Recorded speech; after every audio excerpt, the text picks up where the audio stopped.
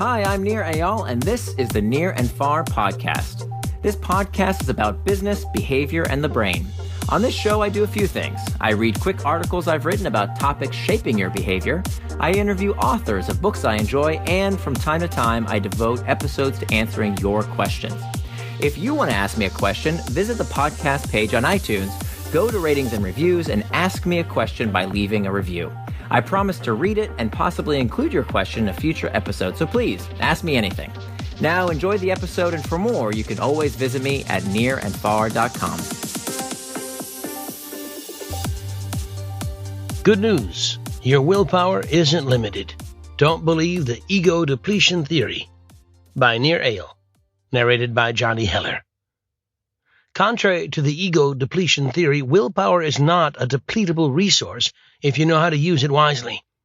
It's common to hear people complain about feeling burned out or spent these days. However, these terms conjure a completely incorrect view of willpower based on a theory psychologists call ego depletion. Ego depletion theory says that willpower requires a reservoir of mental energy that can drain out. As I discussed at length in my book, Indistractable, and in previous articles, I disagree. Willpower is not a depletable resource.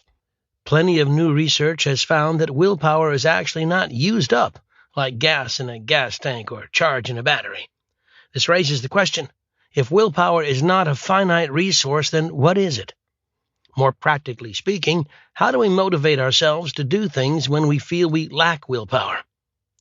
Michael Inslicht, a professor of psychology at the University of Toronto and the principal investigator at the Toronto Laboratory for Social Neuroscience, offers a forward-thinking understanding of willpower that dispels the myths. Inslicht dissents with ego depletion theory. He believes that willpower is not a finite resource. Instead, it's more like an emotion. Just as we don't run out of joy or anger, willpower ebbs and flows based on what's happening to us and how we feel. It's not the case that some people have a bigger reservoir of willpower than others. Some people are simply better at managing their moods. It's a skill, not a wellspring. It's not about ego depletion. Here's the right way to think about willpower. Seeing willpower through a different lens has profound implications on the way we focus our attention. For one, if mental energy is more like an emotion than fuel in a tank, it can be managed and used as such. For example, to determine the degree of control people feel regarding their cravings for cigarettes, drugs, or alcohol, researchers administer a standard survey called the Cravings Beliefs Questionnaire.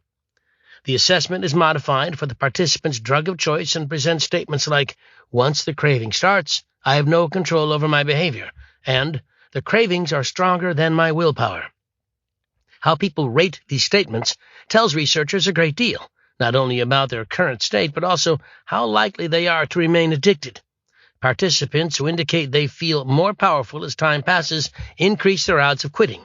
In contrast, studies of methamphetamine users and cigarette smokers found that those who believed they were powerless to resist were most likely to fall off of the wagon after quitting.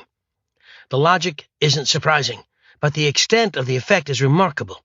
A study published in the Journal of Studies on Alcohol and Drugs found that individuals who believed they were powerless to fight their cravings were much more likely to drink again. An addict's belief regarding their powerlessness was just as significant in determining whether they would relapse after treatment as their level of physical dependence. Mindset matters. Just let that sink in. Mindset mattered more than physical dependence. What we say to ourselves is vitally important. Labeling yourself as having poor self-control actually leads to less self-control. So rather than telling ourselves we failed because we are somehow deficient, we should offer self-compassion by speaking to ourselves with kindness and unconditional positive regard when we experience setbacks. Several studies have found people who are more self-compassionate experience a greater sense of well-being.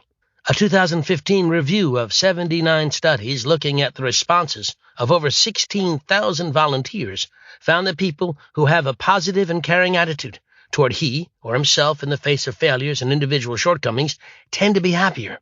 Another study found that people's tendency to self-blame, along with how much they ruminated on a problem, could almost completely mediate the most common factors associated with depression and anxiety. An individual's level of self-compassion had a greater effect on whether they would develop anxiety and depression than all the usual things that tend to screw up people's lives, like traumatic life events, a family history of mental illness, low social status, loneliness, or lack of social support. Harness the power of self-compassion.